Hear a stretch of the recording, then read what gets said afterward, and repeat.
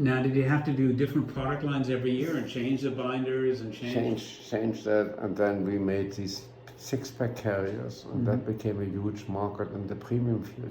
Tennis courts, the coolers, the coolers where you put with six cans? Pepsis fitted exactly into it. We made so many different versions of the bag size stayed the same, but the silk screening in front. It would say Louis Pizzeria or Pepsi or. Yeah. We worked for Hood Dairy in Massachusetts, huge company. They came, they flew to Westchester Airport. They had their own planes, and they came to spend the evening with us, which is most unusual that I had customers come in with. But we, your mom and I entertained them. In other words, they came in to see what Hood Dairy can gain by having us do this promotion. And they left very happily and became a huge customer for a couple of years. After it dies down after a while, but we did a lot of these bags. And you had to go to trade shows? You designed your own trade booth too? We made our own booth. I built a 10-foot booth with a company who was in the woodworking business. So it became more and more that you couldn't rent a table. You know? If you were small and business, you can rent a table, put a tablecloth over it, and put a riser, as they called it, you know, where you can build up.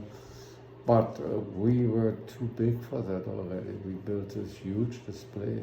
It wasn't that successful. It was huge to ship. It was a cost a fortune to ship it down. When did you have a showroom in the Empire State Building? Not in the Empire State, in the Javits Center. No, you had a showroom at one point. We had a showroom in the Empire State Building. Yeah, well, tell me what that was about. We decided we need... people didn't want to go to the Bronx, or...? No, we said that people might come and see us, and it would be good to have an office downtown. So we rented a room, actually, well, 2 offices in the Empire State Building. Not too many customers came to see us. It's again the question, you have to go and see the customers. But we did have that office for the longest time. And it was good for me to go down there and work from out there, you know. I didn't have to go to the factory every day. Because the customers were in Manhattan, most of them.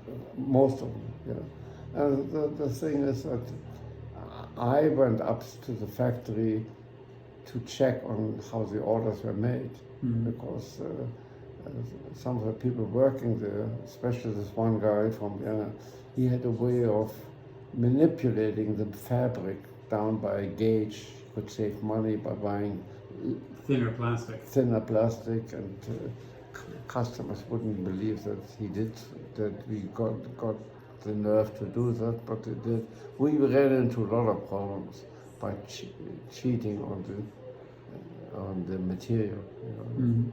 It got worse, of course, when we went to Chimdorf. All right, so the company got pretty big, right?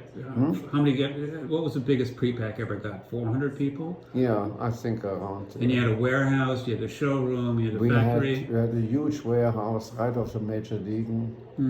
It belonged to us, a huge warehouse. That's where you came in. Yeah, I did a summer. Yeah, I did a summer in the warehouse, yeah. Yeah, and Jacobson thought very highly of you because you told him he's has to turn his inventory over 3 times before he makes money. But he believed you. He said you were right.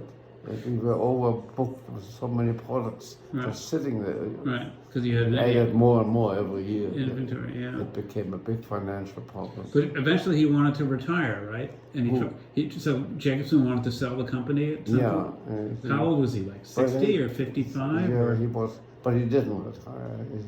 His wife died, unfortunately, and so he had lost interest, a lot of interest. And no, he didn't sell. He didn't sell it. He tried to sell the company. Right. Yeah. He finally found this black minority, which was in those days was a guaranteed company by the government. Black minority bought a company through funds from Avon and from all big companies, wanted to be part of that minority business. Right. So they sold it to a minority owner. Yeah. A bank bought it. Did a bank buy it, or? No, a guy from Chicago Bears played for the Chicago Bears. He acted like a football player, complete idiot. But he bought the company with the money from the bank and from Avon. I couldn't buy it. Right. He bought it, because. And how long did it take him to put the company out of business? 2 years, or less? Less than that. I mean, they owed me in those days, a small fortune, being in sales still. I had that Mary Kay business right in the middle of this transaction. Jacobson was ready to sell. And there's a whole story. Then Howard Bieber came into it, his son-in-law, he worked out a contract with him. It wasn't for me. I went to the Chase Bank. They knew me pretty well. And they told me that they would back me financially, if I wanted to take over the business. So you're so long in that business, you must know everything. It didn't work out because I didn't want to be partner with Howard Bieber. He was ready to screw anybody too, unfortunately. So you left before it went bankrupt, or it went bankrupt and then you left? I left when they took over. I still traveled for them to Texas and to Detroit, huge company, Amway. I did all their bags. And then Howard, whatever his name was, Howard, he told me that I should go to companies but look first how much the menu is when you go out and eat. I said, you got the wrong guy. I said, don't send me to, and then he did send me to one company, and the guy came out. He said, who's Mr. Adamson? He says, tell Howard to get his ass down here if he wants to sell me. It was a black guy. He said, I'm not going to do business with you. It's an insult to send you. So that's what broke the camel's back. I went back and I said to your mom, I said, I can't do this.